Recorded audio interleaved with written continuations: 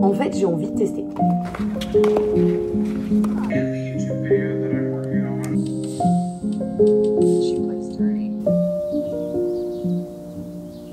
Coucou tout le monde, bienvenue sur ce vlog. Le vlog, c'est vraiment mon format préféré et ça fait hyper longtemps que sur YouTube, j'avais envie de faire ce format et d'explorer ce format.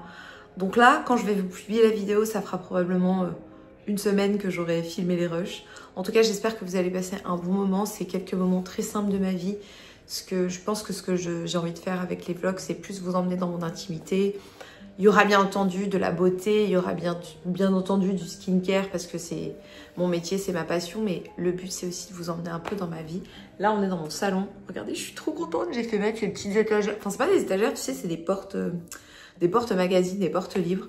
Bon, pour l'instant, j'ai mis un peu ce que j'avais, mais il faut vraiment que je sois intentionnelle et que je réfléchisse à ce que j'ai envie de mettre. Je pense que le but aussi, c'est par rapport à ce que je fais sur TikTok ou Instagram, où on donne de soi. Là, on fait vraiment rentrer les gens chez nous quand on fait du vlog à la maison. Et c'est ce que j'ai envie. Comme ça, je vais pouvoir vous partager, je sais pas, ce que je lis, ce que je mange. J'espère qu'on va pouvoir parler de, je sais pas, de beauté, d'estime de soi, de plein de choses ensemble. J'aimerais que vous regardiez ce vlog quand vous êtes en train de vous faire votre skincare ou quand vous êtes en train de chiller le matin avec votre café, votre matcha. En tout cas, que ce soit un moment sympa pour vous. Profitez bien du vlog. Bisous.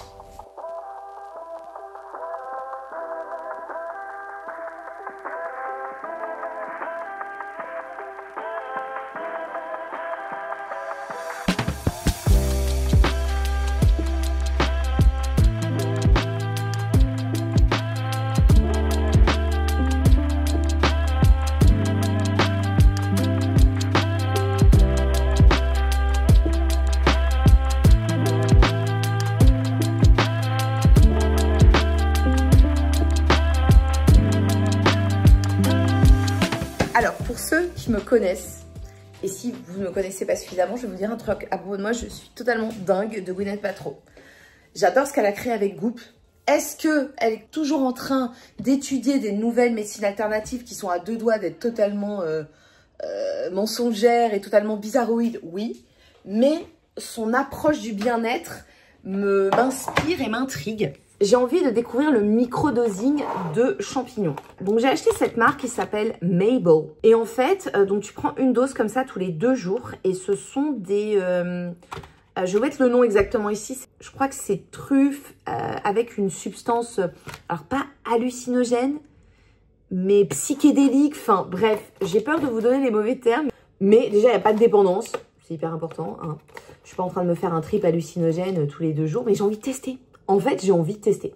Au pire, ça marche pas, j'en ai rien à foutre. Ça m'a coûté 96 € avec les frais de port. Je crois que c'était 40 balles une boîte. Et je crois qu'une boîte fait 1 mois. Bon, par contre, quand je vois la gueule du truc, j'ai peur. Ça a l'air immonde. Je sais pas si on est censé croquer ce truc. Ils disent prendre une dose avec un grand verre d'eau.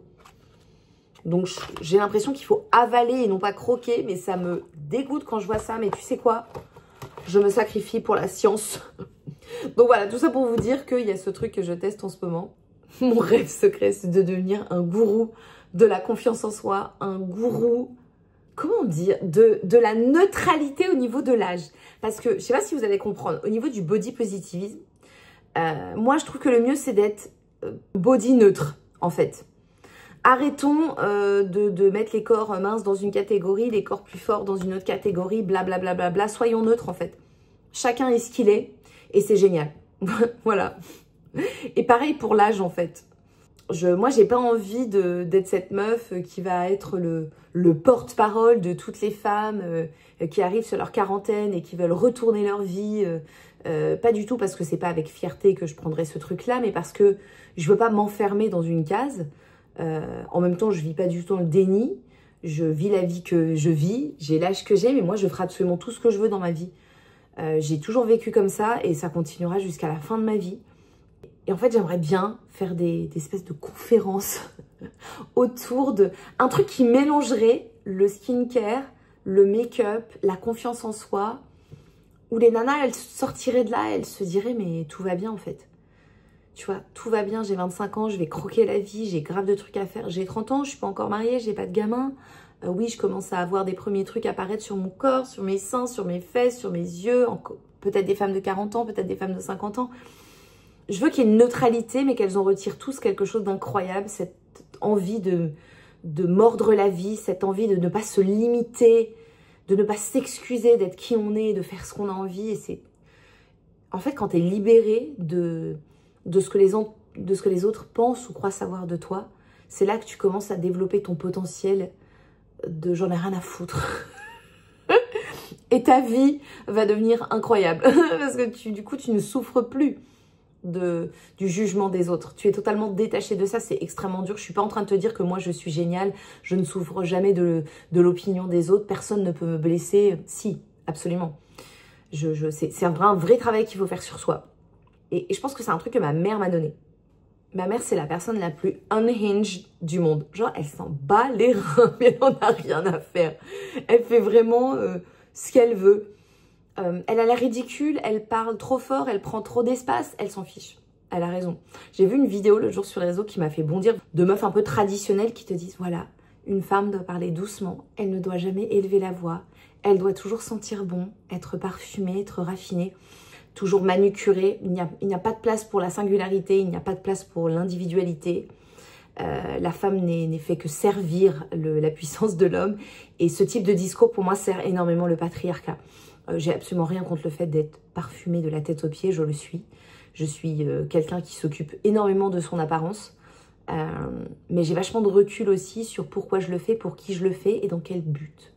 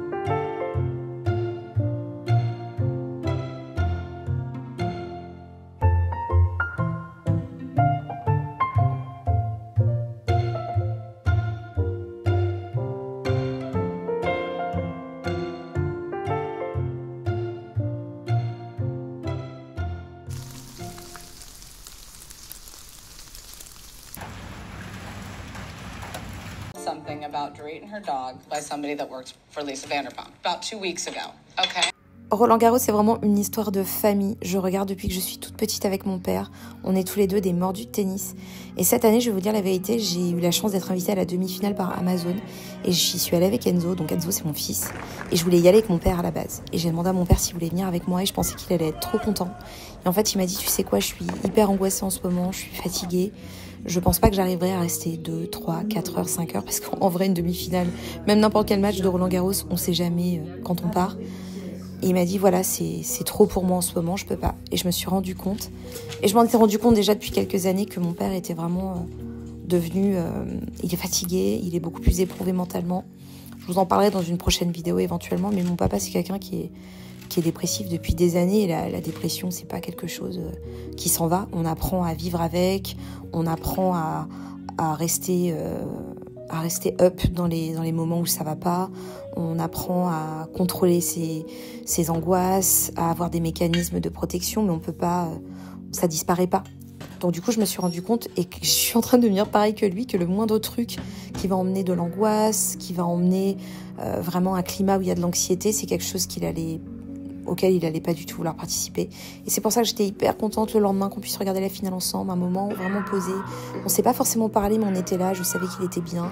Et ça m'a ramené à ces moments qu'on a beaucoup partagés quand j'étais enfant et ado. Et c'était vraiment un super moment. Oh, trop cool cette semaine. J'ai donné une masterclass. Enfin, j'ai participé à une espèce de conférence autour de la beauté. La beauté, tout ce qui est wellness. Moi, j'étais présente en tant qu'experte skincare et make-up. Il y avait des médecins esthétiques, des chirurgiens esthétiques, des dermatologues. Il y avait également des experts en nutrition, en micronutrition, des facialistes. Enfin, c'était hyper intéressant. C'est le magazine Elle qui m'a demandé d'intervenir pendant cet événement et c'était hyper intéressant. C'était l'opportunité pour moi de transmettre ce message hyper fort que soyez qui vous voulez à 20 piges, à 30 piges, à 40 piges. Ne vous conformez pas à ce qu'on attend de vous ou là où vous êtes censé être. Prenez l'espace que vous voulez parce que vous n'avez qu'une seule vie. Et en fait, quand on est trop sur les réseaux et quand on consomme trop de contenu sur les réseaux, c'est pour ça que je vous encourage une fois par an, voire plusieurs fois par an, à faire des nettoyages des gens que vous suivez sur les réseaux parce qu'ils sont responsables de votre envie de grandir ou ils sont responsables de votre dépression digitale, je vous le dis. Vous devez suivre des gens qui vous donnent envie d'être vous, qui vous donnent envie d'être bien, qui ne vous donnent pas l'impression que vous n'êtes pas assez mince, que vous n'êtes pas assez riche, que vous n'êtes pas assez vieux, pas assez jeune, pas assez ceci, cela. Ne suivez des personnes qui... Il faut que tu suives des personnes qui te laissent un goût positif dans la bouche. C'est hyper important.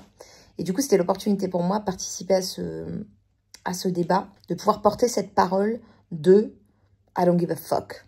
Je sais pas si vous l'avez entendu, cet audio qui traîne partout sur les réseaux. Je crois que c'est une phrase je crois que c'est une série de phrases que Frida Kahlo a prononcées, qui était une femme absolument incroyable. Et où elle disait, moi je suis née pour en avoir rien à foutre. Je fais ce que je veux, j'emmerde tout le monde. C'est tellement... Je devrais le mettre sur une tasse tous les jours où je bois mon café, mon matcha, ce que tu veux. C'est mon mantra en fait. Mais j'étais hyper contente de porter ce truc parce que la nana me pose des questions sur scène et elle me dit, voilà, c'est quoi ta routine le matin? C'est quoi ta routine le soir? Et moi je lui dis, voilà, moi j'écoute mon mood. En fait, quand je suis crevée, que j'ai pas envie de faire une routine longue, je fais le minimum. Je vais vraiment choisir l'étape où je me dis, non mais ça, je peux vraiment pas faire l'impasse. Mais je vais pas me culpabiliser parce que je fais pas une longue routine. Et parfois, je vais rester dans la salle de bain. Mais un laps de temps, mais totalement inutile. Je vais appliquer une multitude de produits. On n'est même pas sûr que cumulés, ils aient tous vraiment l'impact désiré. Mais j'ai envie de plonger dans ce truc de vanité. J'ai envie de passer du temps, me mettre des sérums, des sprays, des essences, des masques. Un petit peu comme quand tu regardes des vidéos Vogue, tu sais, et tu te dis, mais la meuf vient de mettre une huile. Pourquoi est-ce qu'elle rajoute un masque? Pourquoi elle fait ça par-dessus? Je ne sais pas si ça vous arrive de regarder des vidéos Vogue et de vous dire, mais qu'est-ce que c'est que ce déroulé? Et en fait, tu te dis, mais c'est pour ça que c'est fun. C'est pour ça qu'on aime regarder ces vidéos. C'est parce qu'on est là. Ah ouais, ok. En fait, ça te sort de ton truc où tu as l'impression que tout le monde fait les mêmes routines. En fait, une nana seule dans sa salle de bain, elle va faire des trucs quand elle ne se sent pas observée, qui sont totalement appropriés à qui elle est, à ce qui a du sens sur le moment. Et je trouve ça génial. Et c'est pour ça que j'aime bien ce côté intimiste, presque un peu voyeuriste, où tu rentres dans la salle de bain de la nana et moi, des fois, j'ai envie de dire, mais non, faut pas faire ça dans ce sens-là, c'est pas dans ce sens-là. Et d'un côté, je peux pas m'empêcher de rester accrochée à la vidéo. Le plus important, bien sûr, il faut vous protéger du soleil. Ça, c'est pas du bullshit, c'est très important. Tous les jours. Et en fait, c'est juste pour en prendre l'habitude. Même s'il y a des jours où vous avez l'impression qu'il fait sombre, il peut y avoir besoin de vous protéger. Et c'est surtout vous développer une habitude. Et vous êtes sûr de ne jamais oublier. Antioxydants le matin, hydratation, protection donc avec le SPF. On peut se lever, laver son visage si on estime qu'on en a besoin. Moi, tu vois, je vais te dire un truc totalement sensé. Quand je me suis couchée la veille avec énormément de produits, j'ai fait beaucoup de layering, j'ai peut-être passé mon début de soirée avec une belle huile sur le visage pour bien relipidiser mon visage. Je sais que le lendemain, je vais avoir besoin d'enlever pas mal le résidu pour que ce que je vais réappliquer puisse pénétrer et ne pas rester à la surface. Mais il y a des soirs où je fais une routine skincare beaucoup plus minimaliste. Et le matin, je vais me lever, je vais simplement mettre une lotion, où je vais commencer tout de suite par une lotion exfoliante, où je vais commencer par une lotion à base d'eau. Des fois, je mets juste un petit peu d'eau et je me rafraîchis le visage. Mais il n'y a pas de bonne ou de mauvaise façon de faire. Il faut faire des choses qui ont du sens avec la circonstance, l'état de votre peau au moment où vous le faites, votre mood, le temps que vous avez. Enfin, il y a plein de paramètres à prendre en considération. Moi, je vous conseille, mais vraiment à partir de 25 ans, d'investir dans des rétinoïdes. Que ce soit du rétinol, du rétinal, de l'acide, de la trétinoïne. Vous pouvez commencer à intégrer des peptides. C'est bonne protéine pour la peau. Investissez aussi dans des huiles pour le visage, des bons gras. Servez les produits avec des céramides parce qu'il faut apporter de façon équivalente à la peau de l'eau, des lipides. parce que ça c'est la base pour avoir une peau qui n'ait pas l'air, c'est totalement desséché et dévitalisé. Bien sûr, on va vous parler de l'alimentation, du sommeil, etc. Donc là, moi, je suis pas spécialiste en sommeil et en alimentation, donc je ne me focalise que sur le skincare. And I have a movie premiere tonight. The kittens have been tended to. I have showered up. It's currently 9 o'clock.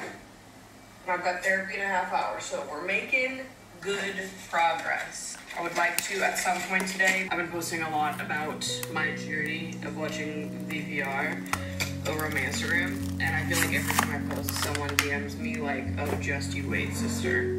Which, don't spoil.